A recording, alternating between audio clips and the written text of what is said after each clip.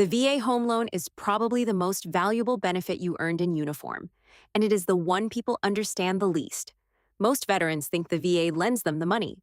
The VA does not lend you anything. In the next 10 minutes, I am going to walk you through exactly how it works in 2026, who qualifies, how much you can borrow, what it costs, and the one step at the end that kills more deals than credit scores ever do. Quick note, we are both veterans, not a lender, and this is education, not financial advice. Every number here comes straight from VA.gov and federal regulation. Links are in the description. Here is the whole program in one sentence. You borrow from a private bank, credit union, or mortgage company, and the VA promises that bank that if you stop paying, the VA will cover part of their loss. That promise is called the guarantee.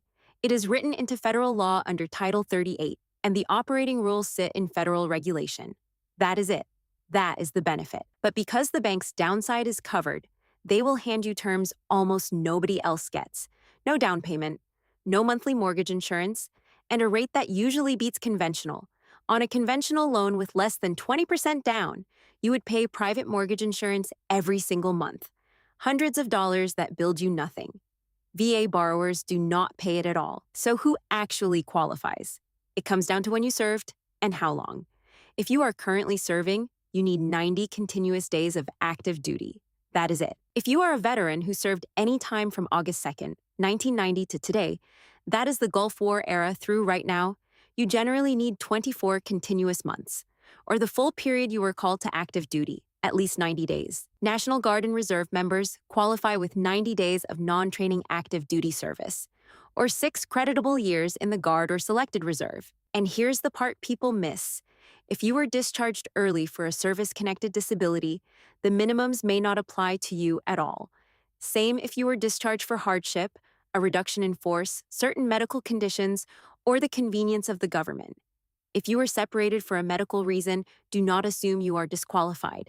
Apply and let the VA look at your record. Surviving spouses can qualify too, generally if you are receiving or eligible for dependency and indemnity compensation, or if your spouse is missing in action or a prisoner of war. The document that proves all of this is your certificate of eligibility. 3 ways to get it. Request it yourself on VA.gov. Have your lender pull it through the VA portal, which is usually fastest. Or mail in VA Form 26, 1880, which is slowest. Your lender needs it in the file before you close. Real quick, if any of this has been useful so far, hit the like button. It genuinely helps this video reach other veterans who have no idea the benefit works this way. That is the whole reason we make these. All right, back to it. Now the part that confuses everybody. Entitlement. Look at your certificate of eligibility, and you will see a number, usually $36,000. That is not what you can borrow. That is the VA's basic guarantee on a loan of $144,000 or less. Above that number, the VA guarantees 25% of the loan amount. Here is what matters. If you have full entitlement, meaning this is your first VA loan, or you sold the house and paid the loan off, there is no VA loan limit. None. The VA does not cap you.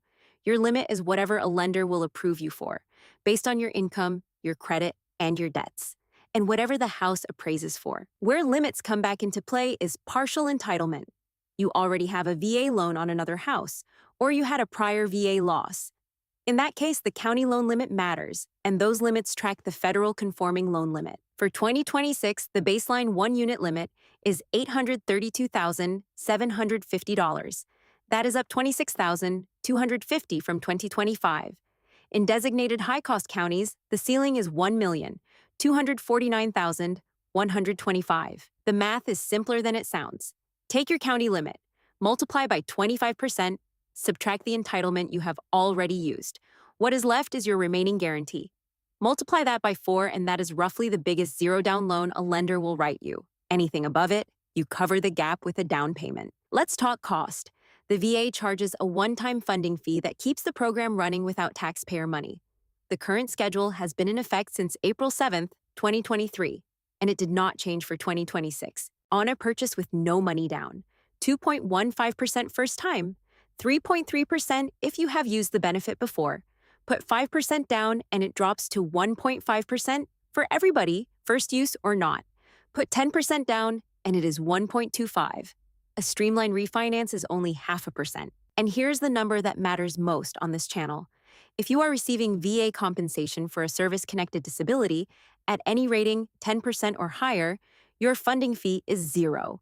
You are also exempt if you are entitled to compensation but taking retired or active duty pay instead, if you are a surviving spouse receiving DIC, or if you have a Purple Heart on active duty on a $400,000 house. That exemption is roughly $8,600 you simply do not pay. If that one detail just saved you $8,000, that is exactly what the like button is for. And if you are not subscribed yet, we break down a different benefit every week. No pitch, no lead form, no lender trying to sell you anything.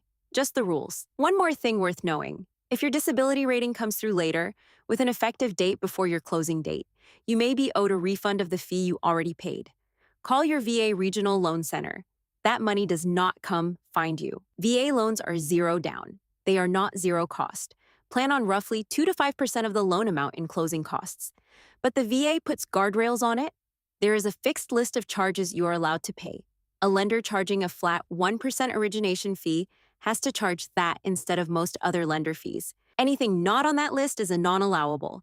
The lender or the seller eats it, not you. And the funding fee is the only thing you can roll into a purchase loan. Every other cost gets paid at the table. Sellers can help. The VA lets a seller cover normal closing costs, and on top of that, give concessions up to 4% of the home's reasonable value. That can go toward your funding fee, prepaid insurance, or paying off debt to help you qualify. And a newer one. Veterans are now allowed to pay their own buyer's agent commission when it is reasonable and customary for the market. Before that, we could not, which put VA offers at a real disadvantage after the industry commission rules changed. That commission cannot be financed into the loan. So budget cash for it and always ask the seller to cover it first. Now, the step that ends more VA deals than anything else. The appraisal. A VA appraiser does two jobs. First, an opinion of value. Second, a check against minimum property requirements. The VA's safety, soundness, and sanitation standards. Safe access. Working electrical and plumbing. Safe water. Adequate living space. No glaring hazards. And understand this clearly. An appraisal is not a home inspection. Pay for a real inspection anyway. Two things protect you here. Your contract should include the VA escape clause, sometimes called the option clause. If the home appraises below your contract price, that clause lets you walk without losing your earnest money. And if you think the value came in wrong, you can request a reconsideration of value. Your agent gives the lender better comparable sales, and the appraiser looks again. Your other two options are simple. Renegotiate the price down, or bring cash to cover the gap. The VA will only guarantee up to the appraised value or the purchase price, whichever is lower.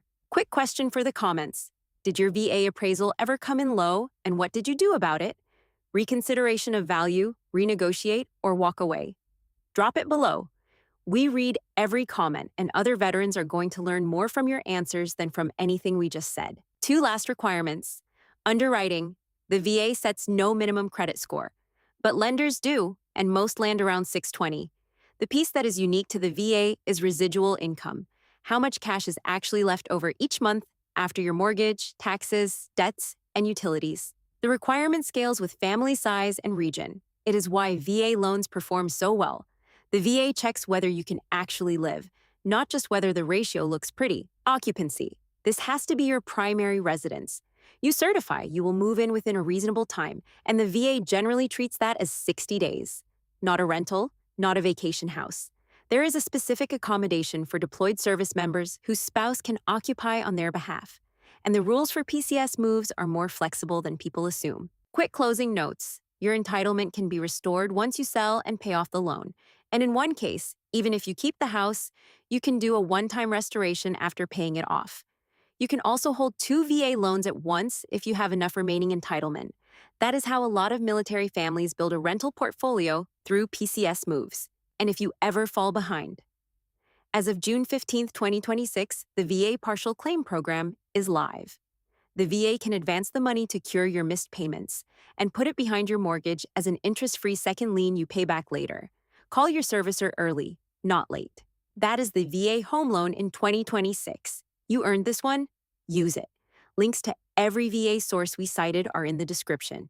And if you made it this far, you are exactly who this channel is for. Like and subscribe, and we will see you in the next one. There is a lot more benefit money on the table than most of us realize.